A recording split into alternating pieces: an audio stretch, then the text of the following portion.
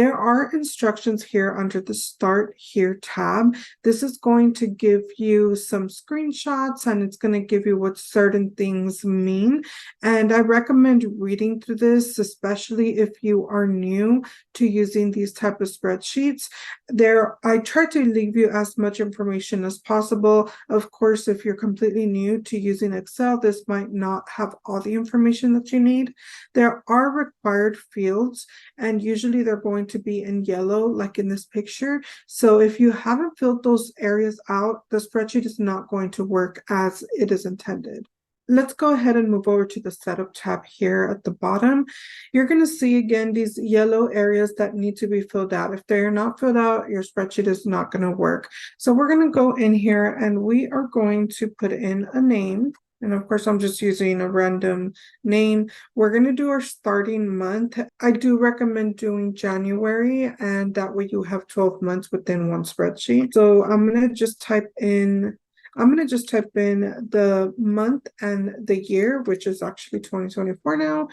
And if you can see, all of this auto-generated for you, so you don't have to put in the rest of the months. And even if you wanted to start mid-year, then it would still do 12 months here for you. So it doesn't really matter when you start. As long as you put a date right here, starting month and year, then all of this is going to calculate for you. This is also associated to other areas within the spreadsheet. So if you don't have the date, it's just not going to work. It's not going to pull up all the numbers as you keep plugging in. This area right here, which you'd like to be paid this year, this area is intended for payments to yourself after your expenses and after everything. Let's say I want to pay myself take home money. I want to pay myself $55,000 for the year. In theory, our goals are going to be $4,500 per month.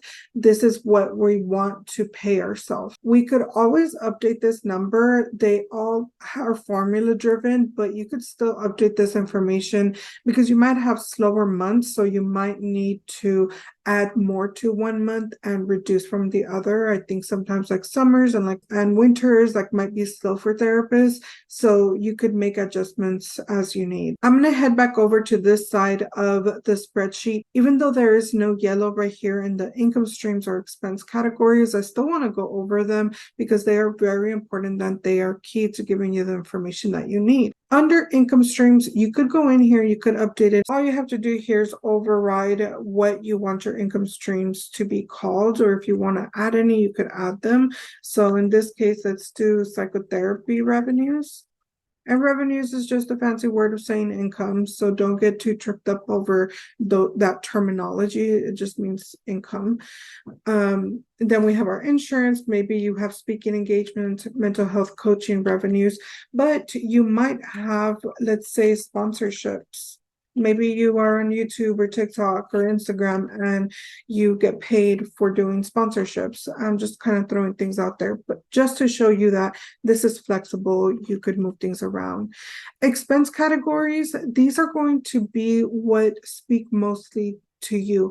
The way that I set this up is for therapists. So you can see that there are items specific to your industry, like therapy session fees. You might have supervision fees. You might have therapy session supplies. This again is customizable. These are the common ones that I use for my clients when we're doing the bookkeeping.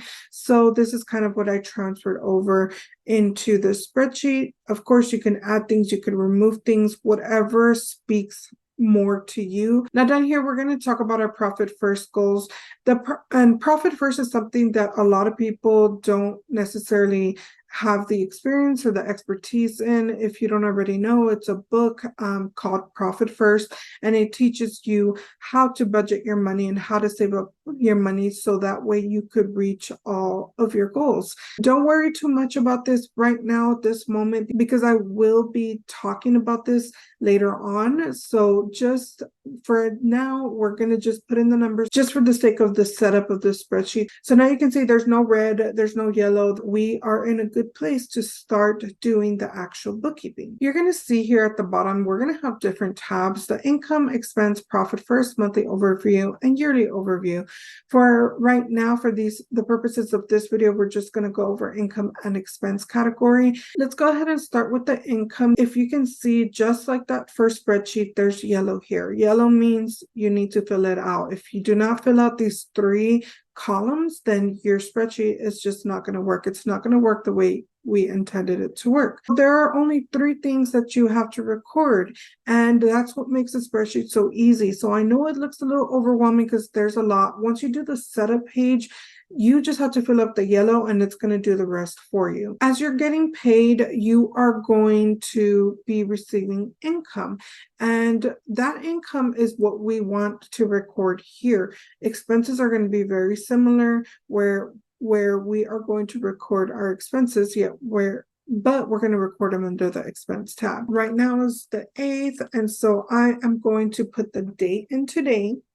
And I'm going to do a description, which is not required, but for your future reference, it's probably a good idea to write down a description. So I'm just going to put Stripe payments. You can see here we have our income stream, and there's a drop-down menu. Now, this is all associated to these categories. When you update these categories, this is going to update as well. So you can see psychotherapy revenues, and I'm going to go back in here and say I don't want it to be psychotherapy. I'm just going to do therapy revenues. Then we're going to see that it's going to be updated again here in this income drop down. So now that we have this income stream, then we are going to put the amount of, let's say, 400. It's important for this income spreadsheet to only include income you received. I recommend doing this from your bank statement, or even if you don't have your bank statement at the end of the month, maybe you do this weekly. Get your app on your phone or pull it up on your computer, go to chase.com, go to Bank of America, or whoever you use, and you see all your transactions, right? So all you want to do is transcribe them over here by using those 3 columns. Now let's go over to the expense, and the expenses are going to work exactly the same as the income, except now you have an expense category, and that is where these come into play. We are going to type in what happened today. Let's say I had lunch with Justine, and right here now I'm gonna do meals, and let's say we spent $60. If you do have a lot going on, get QuickBooks. Don't use something like this because it gets overwhelming having to manually input every single transaction. QuickBooks will do that for you. But if you're just getting started, go ahead and download that spreadsheet, and you could find it in the link down below.